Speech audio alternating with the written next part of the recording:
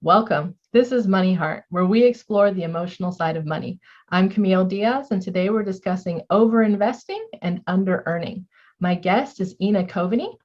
Ina is a business coach and the host of the Global Phenomenon podcast. She helps up-and-coming online coaches monetize their tiny audience through organic lead generation strategies before they invest time and money in audience growth. Ina reached 6 figures in her business before ever cracking 1,000 followers on any of her platforms, and her mission is to help other coaches do the same. Ina, welcome to MoneyHeart. Thank you so much for having me, Camille. I think I just said having me, Camille. Thank you for having me, Camille. I am super glad you're here. And I know it's not going to be super comfortable for you to have the space helmet on the entire time. But as everybody knows, we do costumes on this show every time. And so she has a space helmet and I am Star-Lord Peter Quill from Guardians of the Galaxy. So having a lot of fun with that. And we did not plan it this way. We did not plan it. Actually, I didn't even know she was going to wear a costume this time. How did you find that thing? Well, I have 2 kids, a 4-year-old and a 10-year-old. So all I had to do was just step into one of the rooms and the answer was just going to reveal itself to me. And it did, right on the floor, right exactly where I was stepping. That's where this came from. Oh my gosh, I love that, right? Just the answer will reveal itself because my kids will have something. So it is perfect. It is so perfect. And we did not know. I just thought that this costume would be fun to wear today. And I get on and I see she's got a space theme and I'm like, okay, the universe is sending out the memo and we both read it today. So it's awesome. It was meant to be. So it was meant to be. Yeah. So Ina, share a little bit about this concept because I know the title of the episode sounds a little bit silly, like overinvesting in your business. Some people might think you can't possibly overinvest in your business. Like you're building it. It's awesome. Just invest. So kind of talk about that. And I think the best way is for you to maybe share your story of how you got started and how this turned out to be a bit of a mistake for you. So how did you get started? Thank you for this opportunity to talk about this because I tripped up over this and it took me years to turn it back around. And I don't want the same thing to happen to everybody. So when I started this coaching business, I had just quit my job and I was in love with everything that Amy Porterfield put out. Like she was my first like gateway into the coaching world, into like all this online marketing stuff. I was in love with her. So my first goal was, hey, start a course, right? I need to create a course and that's what I'm going to sell. It's going to be the passive income. It's going to be great. I'm going to live like I'm on vacation all the time, right? I'm just going to be rich and famous instantly.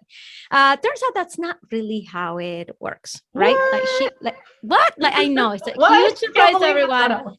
It's not like you can just like crawl out from under a rock, create a course and boom, you're rich and famous, right? It takes a whole lot of getting to know your audience, working with them, walking them through a process that only you know because you are you, right? So there's all these things that I really didn't know about and I was totally ignoring my business coach from. But as I started to delve more into the online marketing universe, I started to learn more about sales, right? Sales is not something that I've ever been interested in. It's not something I was chasing. I was not reading books or Daniel Pink or anything about sales, but I started to learn a little bit about it. And the message that I kept hearing over and over and over again is that if you're not investing, you are not serious about your business. That was the message that I kept hearing. Now, standing here like 4 years later, I have finally realized that we should not take everything that we hear from everybody at face value, right? That everyone, every single person, yes, they're trying to teach you something, but they're trying to get you to sign up for their programs too. Now, I'm standing here with a program to sell. right? I have a program, I have an offer, I'm a business coach, right? I'm going to be selling you services, right? So you should understand, you should know that just by listening to my content, that yes, I'm giving you good information, but I'm not doing that out of the kindness of my heart because I'm volunteering at this, trying to get you to start a business, because I have offers, because I have a business, and there's a funnel that you've entered into as soon as you touch my content. So that's a concept that I didn't really quite grasp. I knew it rationally, but I didn't really understand the whole dynamic that came with it. For instance, I was not fully aware that when somebody's telling me something and they're making a strong stand against it or for it, is because they're trying to give me their business message. It's because they're trying to get me to buy into their message so that they can qualify me as an ideal client or not. It's not like that influencer really feels that strongly about Facebook ads. It's not really that they feel that strongly about Reels and TikTok and, but the way that the marketing is phrased, there's a marketing content type called a rant, right? Like this is a thing where if you see an influencer going online, going on Facebook, going on Instagram and saying like, I am sick and tired of this and everybody needs to know about it. And they put all their emotion into it. Now, I'm not telling you that it's not genuine emotion. I mean, they picked that topic for a reason. They feel about it, but they would not be talking so strongly about that point if it didn't also feed into the narrative of their products, right? They would never go and do it if it was against what they are selling. There is a reason for them to do that. I didn't grasp this. So when I was hearing, if you're not investing, you're not serious, I wasn't only, I thought I was learning about sales. I thought this is what I should be parroting back to my clients, right? To get people to buy from me. What I didn't realize at the time is that they were saying that so that I would invest in their programs. I didn't get it. I thought they were teaching me. So I ended up parroting this stuff out.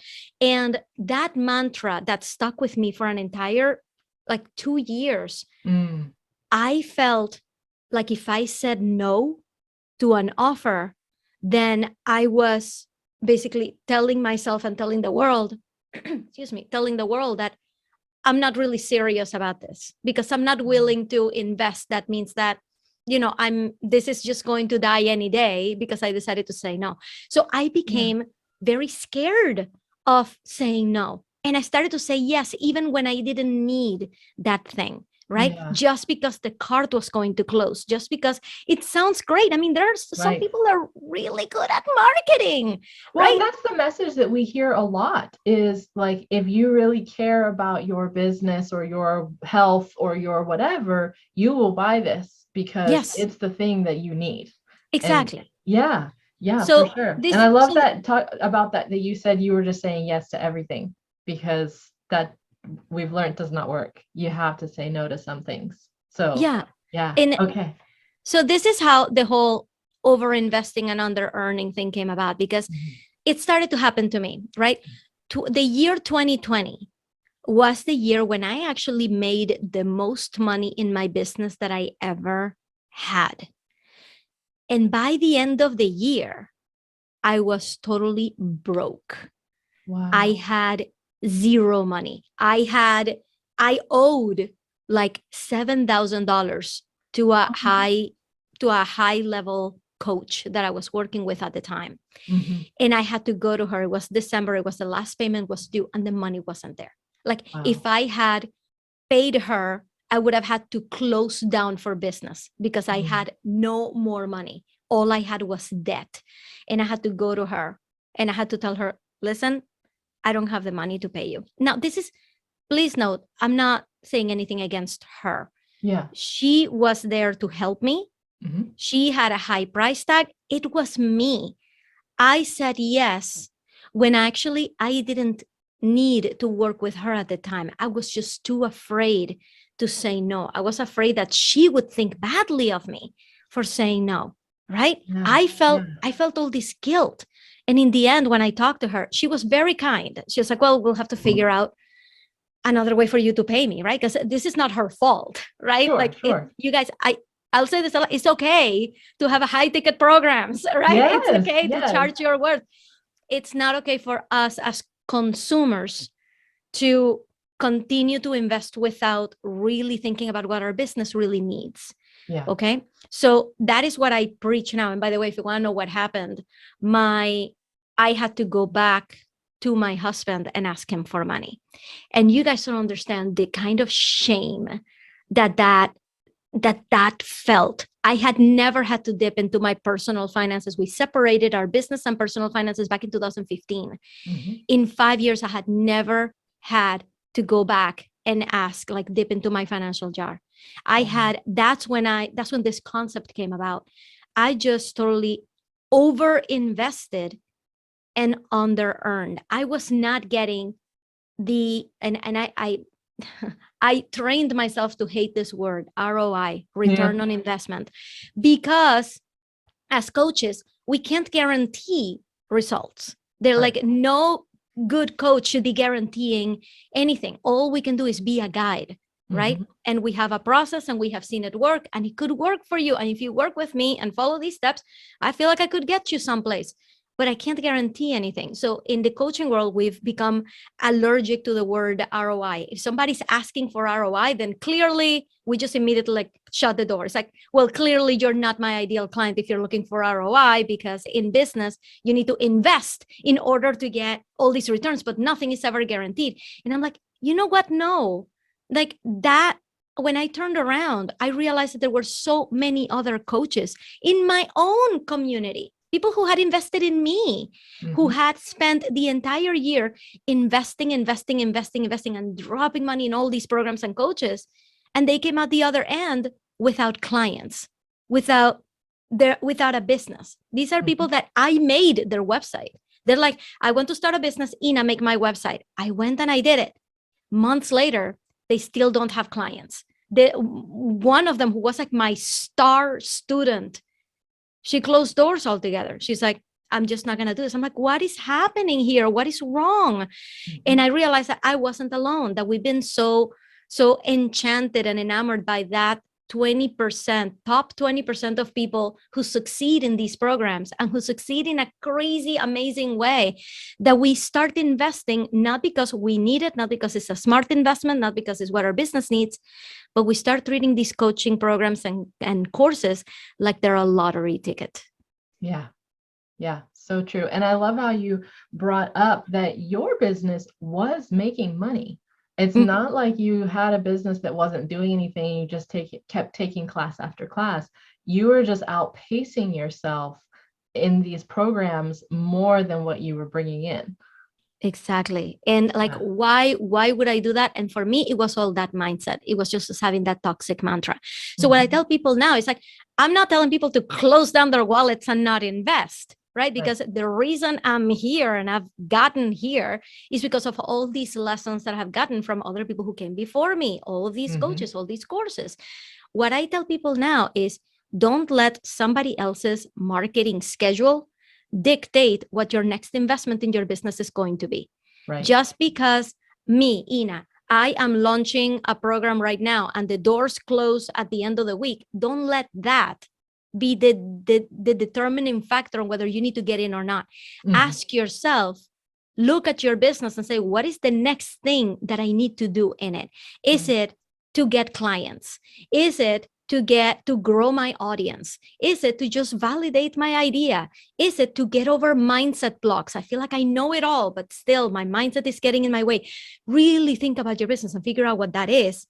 And then invest, then sign up for what you need and get the result that you were looking for, and then move on to the next challenge. That's how I do it now. I'm thinking this is like you finding your costume today. It's like, okay, I'm ready for this show. I know what I need. I'll go find one. And there it is. So I think we sometimes feel that scarcity of, oh my gosh, if I don't take this deal right now, I'm never going to get it. Right. But really, when it's the time for you to do that program, to create the course, to whatever it is, to take that class, you'll find one. There's going to be one out there. We have this worldwide access now. You can find one that does what you need when you need it. I am so glad you said that. The universe of coaching and programs is so abundant. And by the way, if you have your eye on Ina's program, right? If you're like, oh my God, I really need to get clients. I want to sign up with Ina, but I can't make it work right now. But the card is closing and she has this amazing bonus that it might not come back. You guys, I'm doing my job as a marketer. You got to be the CEO. If you really want to sign up, and right now it just doesn't add up, or you need something else, right? You're like, no, wait, I need to work on my mindset first. Get yourself a mindset coach, because if I'm worth anything, I will be running this program again. I will be launching this next time, and you can always join next time. So and I tell people this all the time. It's not like urgency is manufactured, right? There is an urgency. I can't keep my cart open all the time because I want to know how many people are all starting at once. I want to get my gifts ready for all my clients, right? Like I need to close the cart. I can't keep it open indefinitely, but I will come back, right? So do what you gotta do and don't let my marketing affect your next decision. And that's where the whole concept came about. Yeah, I just love that of letting the concept of being the CEO. I think sometimes when we start our business and we transition from that employee to business owner, we still have employee mindset. So we're waiting or maybe even looking for someone else to tell us what to do. Because, right? Or because we're just so like, somebody tell me what to do, and not realizing, okay, I'm the boss now. I got to make the boss decisions. I can't, I'm like, I wish I could clap. I need to like, you just said something that is huge, because especially being a business coach, I tell people what to do all the time, right? But I have fallen into the trap of going to my coaching sessions with my coach and feeling like I'm going to let them down, right? Like I didn't do my work this week and I'm going to let them down. And I had a very that was the dynamic with one of my coaches, like back around that time. I had this dynamic where I really started to feel like they were my boss and I wasn't measuring up. And I'm like, that is messed up. I'm the boss. I created this. I'm the only decision maker. Why do I feel like this person has like my business in their hands and I have to do what they say? So there's something to be said for understanding that coaches are, yes, they are guides, but they're mostly consultants. Like if you were a business, established business with your departments, right? And department heads and everything, and you needed external help, you'd be hiring a consultant. That person is not going to make the decisions for you. Is going to give you the information you need. Is going to give you the perspective that you need so that you can make better decisions. And that's how coaches should be used. I have seen a lot of people get burned by a coaching experience where they say, well, I signed up with this person and then nothing happens. Nothing happened. I didn't get the results that I was supposed to get. And I'm like, well, did you do the work? Like, you realize that just the fact that you just signed up with a coach is not going to do anything, right? Like they can say everything they need to say all day long, but like you are the action taker, the implementer, so if you did everything that the coach said and it still didn't work, hey, that happens sometimes. But am I going to go blame the coach? No, I am the CEO. I made this investment and I accept the risk of every investment that I make. So I am very glad that you said that, because if anybody listening right now has a coach that, you know, they feel like they're their boss, it's time to change that dynamic. Don't change. I'm not telling you to change coaches, but it's time to acknowledge that dynamic, put it on the table and say, how can we do this so that I feel like I'm in control and that you are there to guide me? So I want to ask you, because I know how I do this as a coach, when somebody comes back to you the next week and they did absolutely none of the things you told them to do you do anything negative to them? Or you're just like, okay, let's move on. Next thing, how can I help you next? I'm going to tell you what I do, because this is very common. Like, we're not talking about a lazy client. We're talking about a client. Like, this happens. I mean, it would be rare for every single person to really like fulfill the needs or the assignments in a program perfectly every single week. That's not expected. Life happens. You're a CEO. You're a busy person. Things are going to happen, right? So what I do is I tell every single one of my clients when we start our engagement from the beginning, I tell them to expect this.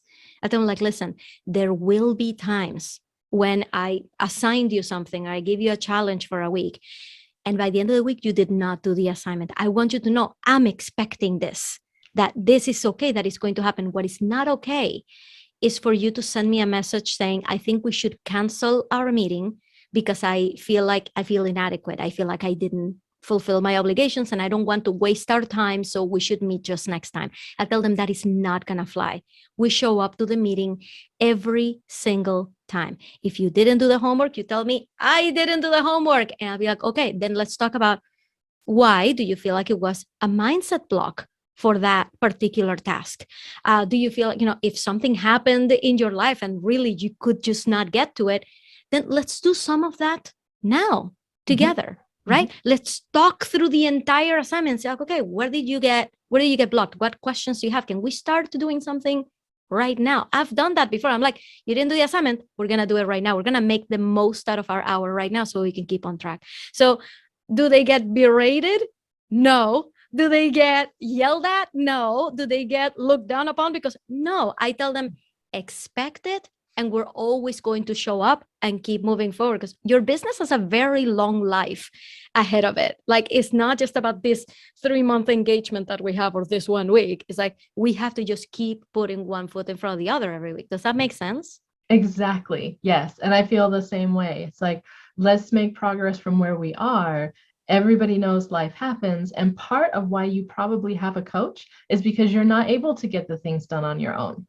So it totally makes sense for you to come to your coach and still show up and say, hey, I know I was supposed to do that thing. I didn't do it. 3 things broke this week and I couldn't make it happen. And then let that coach help you through, okay, how can we make sure that doesn't happen again? How can we work on maybe some of it right now, like you said? So we'll make progress together, not this like, I'm going to show up and feel guilty and be in trouble. Yeah. That's that old kind of mindset. That's what happened to us in school. You didn't do your homework, you got in detention or whatever. It doesn't happen in this world. If you have a good coach, they should be helping you through it, not being disappointed in you that you didn't do your homework.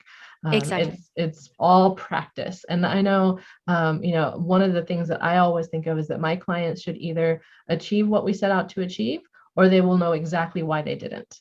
And they'll know that it's because they didn't do the homework, or we didn't have enough time, or they chose to go another way and they decided that thing we originally were working on, they didn't want to do that anymore, whatever it was. But they'll always know why they didn't hit the thing, not just have like a random, gee, that didn't work, I'm really miserable now. Right. And if we have coaches preparing packages and this kind of engagement happening, it's really good to set those expectations up front, right? Like you said, like if we don't meet the goal, we gotta at least know why we didn't meet the goal.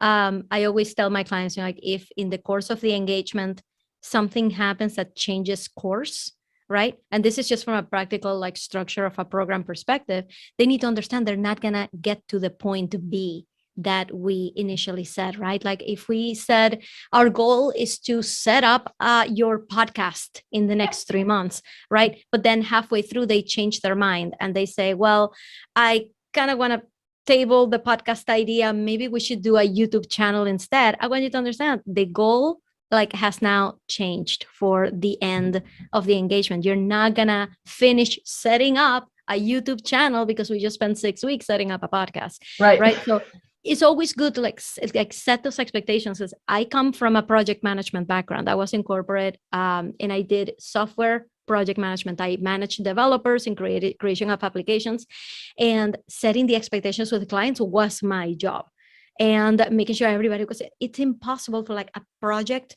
to go smoothly and to end exactly where you said it was going to end. And like, so as a project manager, I'm a master at giving buffer time, right? Like to understand like how much time we actually have for what we want to do, and to set the expectations so we're always recalibrating and not getting to the end line and be like, why didn't we get it done? And people be angry about it. Like, no, this is a team effort and we all got to understand it.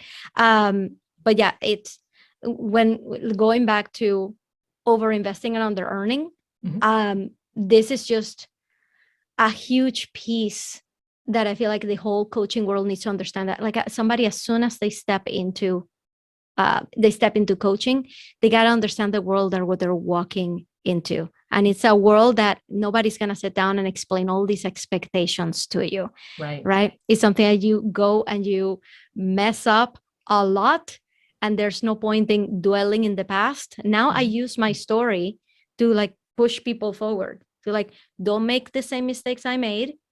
Start to make your own decisions. And I know I just totally like changed our topic, but it's all good. So, because what I'm wanting to ask is there a way for someone to kind of know or figure out or calculate how much they could spend on their business, how much it makes sense to invest with a coach based on what they're earning? And if somebody is really brand new and they don't have clients yet, what does it make sense to invest to get those first clients, to learn what you need to learn to get those first people?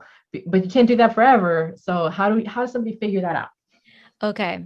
First of all, I'd like to preface this by saying that I am not a financial advisor, and I cannot give you financial advice. If you need financial advice, please get yourself a financial counselor that can look at your finances. I am also not a financial advisor and do not give you financial advice, even though I do have a financial services company, but not an advisor in that way, not a certified financial planner.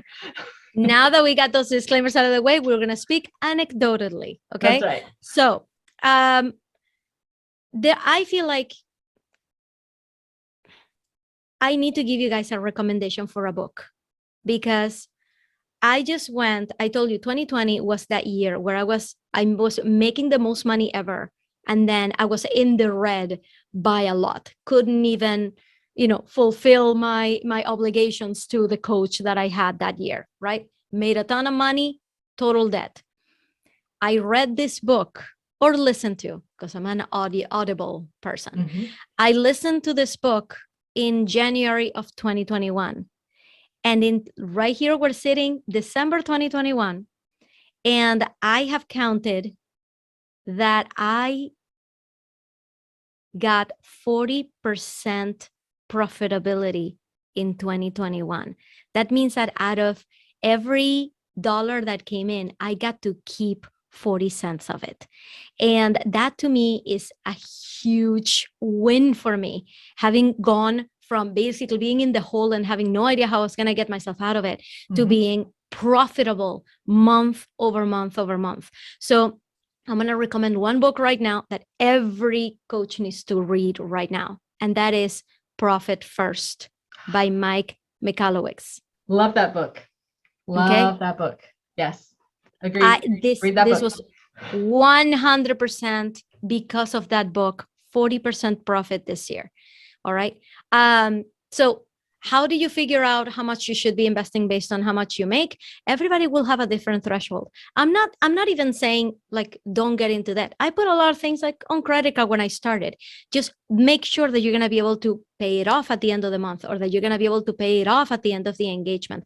If you're thinking about working with a coach, do the math. How much is it going to cost with the payment plan, right? Mm-hmm. And then make sure that you can pay that back, even if you don't make any money in your business, right? Make sure, I consider your job as your funding capital for your side business, right? So I tell people, don't quit your job. Like this is not the first step that you need to make. It's like, quit your job so you can focus on this. No, your job is currently paying the bills and it's funding this venture that you have.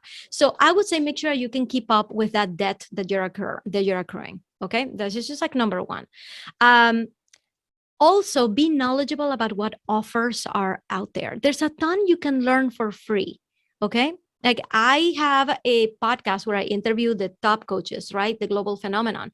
And in there, I have an interview episode and I have a companion episode where I come and teach you something about the online coaching world, about pricing, about offers, about mindset. Consume as much as you can for free until you get to the point that you feel like, you know what? I feel like I'm just hearing the same information over and over again. It's time to step it up and I need some help. Figure out what help you need. There are different kinds of coaches out there at different price points. Okay. There are coaches out there that you can join their mastermind for $10,000 for 6 months. There's coaches out there that will work with you for 3 months for $5,000. There's coaches out there that like me, my offer is actually really low for everything that you see out there, because I have a $200 coaching membership, right? It's $200 a month, and you get access to me, and you get my weekly coaching calls, and you get my lead generation challenge for 30 days to get you leads and get you clients, right? So understand what the different offers are. Is just because you're sitting across from a coach who's trying to sell you something, that doesn't mean that that will be the right next step for you. Right. So just be really discerning and educate yourself on what the options are. So like that's number one. Yeah. And I love that you pointed out to do as much as you can for free. That's one of those things that I made that mistake early on, and then have now retrained myself to, like, I will investigate and ask questions and research and try it on my own until I am absolutely completely stuck and don't know the next thing to do. Then I will think about hiring somebody. And even then I'm super picky about who I hire. Like, exactly. because I have to find the one for me that's going to actually bridge that gap that I'm stuck on. And I know exactly where I'm stuck. Like, okay, I'm stuck right here. I need somebody that can fix this to this. And then we hire them, and then we move on, and I do as much as I can again until I get stuck again. And then, okay, now who can fix the next step? So yeah, I really like that. I really like that approach because it's keeping you moving forward. Mm-hmm. I've actually met people who have done a lot of things for free and nothing worked. They got themselves in like they've invested all these things in, like, all this money in tools and courses and things, and they've poured all that money in there, and they got to the point where, like, like, I don't have any more money, I still don't have clients. And instead of thinking, okay, how can I get some help to move forward, they start retracting and moving backwards. Right? They start going like, well, that didn't work, so I guess I'm gonna have to, I don't know, go back to work or get another part-time job or get another, like, I'm like, you're moving backwards now. Like, you thought you were making strides, it wasn't working, it was the wrong investments, it was the wrong thing to do, whatever, but now you're contracting your business, and it's like, that's the wrong way to go. So I really like what you're saying, is you move forward as much as you can for free. Once you reach a block, it's like, I can't make it over there, don't contract, don't take steps backwards, keep moving forward. Now you know what to invest in. So one thing that I made the huge mistake of investing on in my first year in business was on Facebook ads. I had, and by the way, I'm not saying that they don't work. They work for a lot of people, but for a very specific reason. I want to tell you what that is. And I didn't have those qualifications for that to work for me. So I thought Facebook ads were a magic bullet. It's like, oh, I'm going to get all this traffic, and statistically speaking, some people are going to sign up, and then I have a business, right? Turns out, here's the problem with that mentality. Because I did it. I spent like $3,000 on a Facebook ad agency to help me that first year. Oh, wow. I got nowhere. I got like zero out of it. And then I'm like, why did I do that? And I just swore off ads forever. Oh. That is the wrong way to use ads. This is how ads work. Ads work because Facebook has a wealth of knowledge on your content, on what has worked, on people that are actually engaging with you, on people that are not, on which are the posts that you have done that have performed best, the people in your audience who's most likely to engage with a post, who's most likely to comment, who's most likely to watch a video. Facebook has all of that information. So if you're just starting out and you don't have any of that, because you have not been posting content consistently, because you don't have a mailing list that you have been building, because you're just starting from scratch, Facebook has nothing to grab onto. So you're literally just throwing the dice and throwing your money into Facebook. And Facebook is like, I don't know what you want me to do here, because I don't have any historical data for you or your audience. So I'm going to do my best, and you're going to get zero, and you're going to end up where I ended up. So what I tell people now is like, that's not where you start. You don't start with trying to like get the quick audience growth, the quick traffic. You got to start organic. And organic means not paying for ads. It means getting to know your audience personally. It means getting out there and posting consistently, testing your message, talking to people, doing market research calls. Hey, what do you think about this? Is what I'm offering, does it make sense? Is that something you would sign up for? How much would you pay for that? Right? Once you start to get traction on that, and once you figure out how to monetize your audience, right? Because I could go, for every person who's listening to us right now, I could go and drop 10 followers on their account right now. You know what they're going to say? It's like, are you freaking kidding me? What am I supposed to do with this? I want to get 10,000 followers. Thanks, Ina, for giving me 10 followers, right? Like it's not going to make you feel like you're going anywhere because you don't know how to monetize your audience. If somebody gave me 10 new followers, I'm like, heck yes. Here we go. Let's get to know them. Let's see who they are. Are they perfect for me or not? Am I perfect for them? Am I perfect for them maybe next year? What are they going through right now? Are they even thinking about starting a business? Right? I would thank you till the cows come home for those 10 followers, right? Most people are thinking, I need the numbers. I'm here thinking, I just need the butts in the seats. And it could be 1, and it could be 5, and it could be 10. But I made it, like you said in the bio, to 6 figures without even cracking 1,000. I still don't have 1,000 followers anywhere, not in my mailing list, not in my Instagram, but I get clients consistently because I know how to monetize a small audience. Now it's time, now that I've spent an entire year preaching this and helping people get clients, now I'm in a position that I definitely should go and spend 2022 just on audience growth. Starting small with Facebook ads and starting to test that, right? Starting to test, okay, getting up on stages, getting up on podcasts, right? Attracting more people to me. That's a good point for me to start doing audience growth because now I know what my offer is, what everybody wants, and I know how to do that. So we need to start doing things in the right order.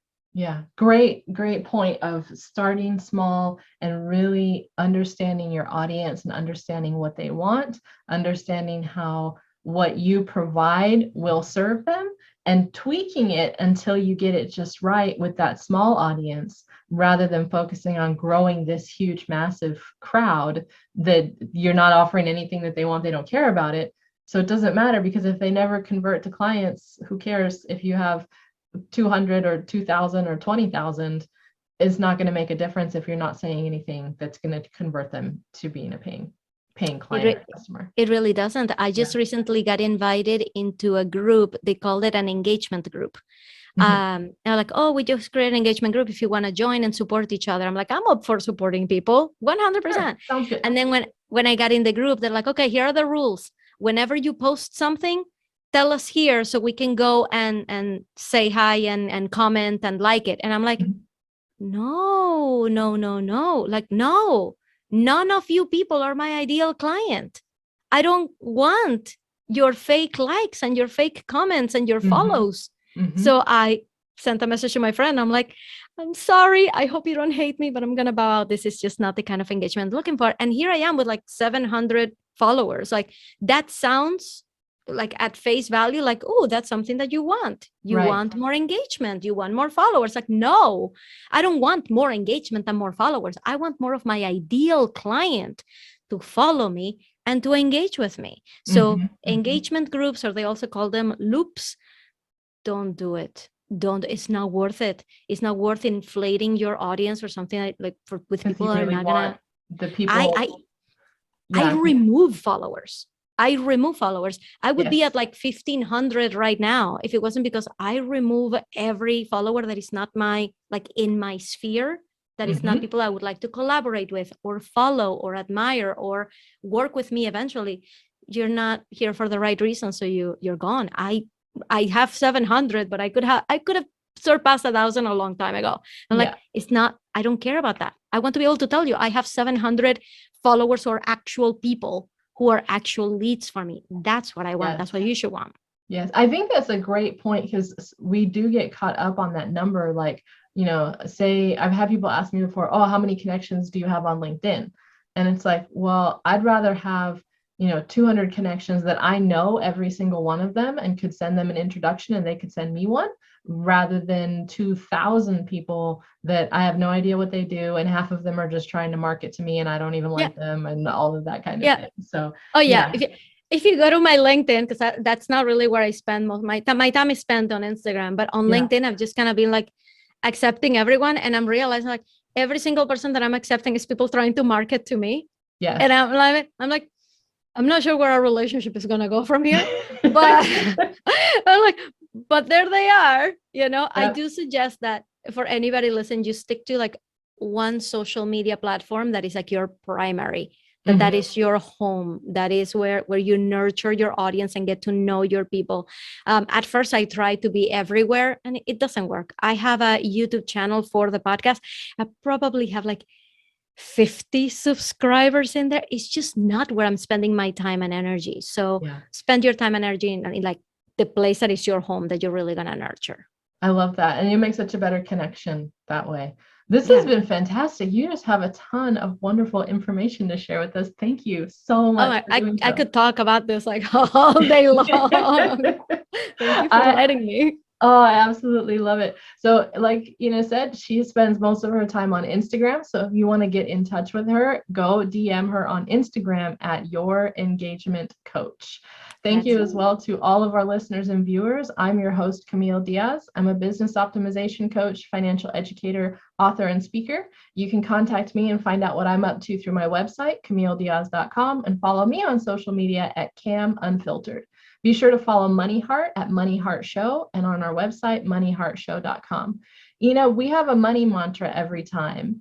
And on our little form that you filled out at the beginning, your money mantra was money does buy happiness. Elaborate a little bit on that, because that's kind of different from what most people tend to say.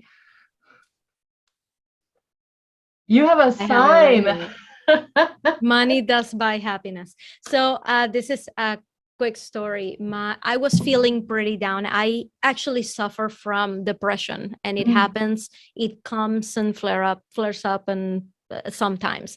And I was going through a really rough time, and I was talking to my sister and telling her, I haven't promoted my program. I haven't promoted my services in a while because I have not been feeling like it. Like my whole mindset was getting in my brain. Like I was not in a good place.